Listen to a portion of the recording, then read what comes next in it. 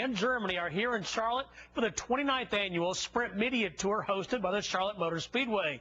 The first stop featured Earnhardt Ganassi Racing, where Jamie McMurray and Juan Pablo Montoya are excited to get the season underway.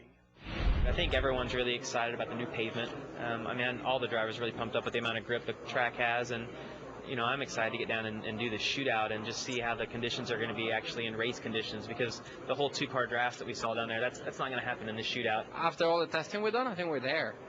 You know, but if you're not there now, you're screwed. You know, we don't have really any more testing. You're going to get there, and we had the tower testing in December. Now we had the 3 days testing, and you know, I think we're as ready as we can be.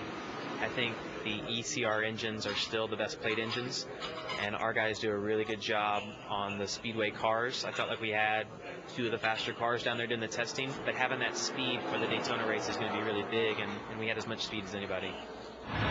And our own Danielle Trotta was at the media tour stop and discovered that the two EGR teammates are similar but different. Coming into this year, it looks like Juan Pablo Montoya and Jamie McMurray have a lot in common.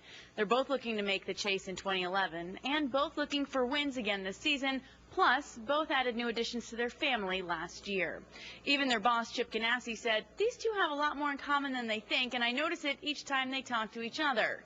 But after talking to all three parties, we're not so sure. What's interesting to me is that those two are like, they don't advertise themselves as the best of friends, yet when you hear them talk, it's like they talk like, they've been buds forever. After Vegas, I'm a little bit worried about our relationship, but you know, I mean, you have the same goals in mind, and you know, the best thing about Juan is that he's very honest, and I mean about the way his car is or about the setups. You know, he's just very open and very honest about it, and I think he understands as well as I do that the more honest we can both be, the better our performance will be. I think we get on really well, but I think what he likes and what I like is very different. You know what I mean?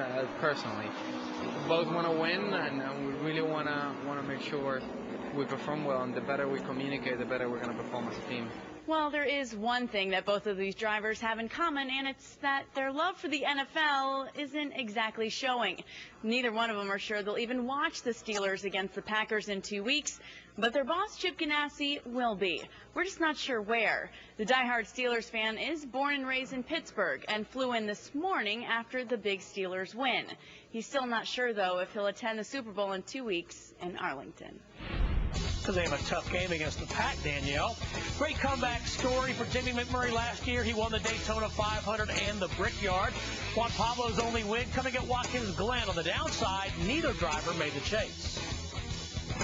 Larry Mack is back with us. We got a sneak peek at the EGR cars down in Daytona.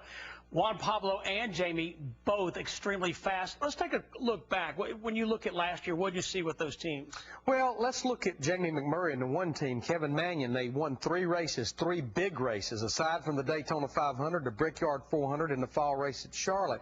But there seemed to be some inconsistency there, especially after they won the Daytona 500. It's almost like they used all the goodie up too quick there, because I think the next 5, 6, 7 races, they struggled week in and week out. I've been guilty of that as well. Back in 1998, we won the Daytona 500, and it's almost like we didn't even know how to make a car go left for the next month. So you can't, to make the chase or to win the championship, we know they're fast, but you can't have 1 good race, 4 bad races, 3 good races, 2 bad races. It has to be pretty solid, especially in those first 26 races. Now, Juan Pablo made the chase in 2009, finished 8th in points. They had a great game plan, but last year, Larry, they slipped.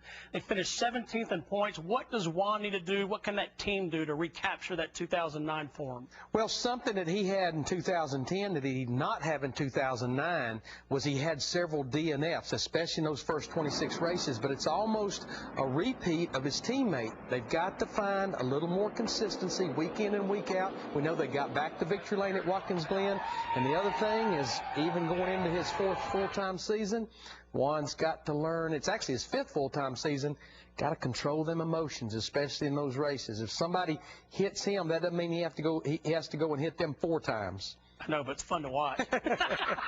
Boys, have at it.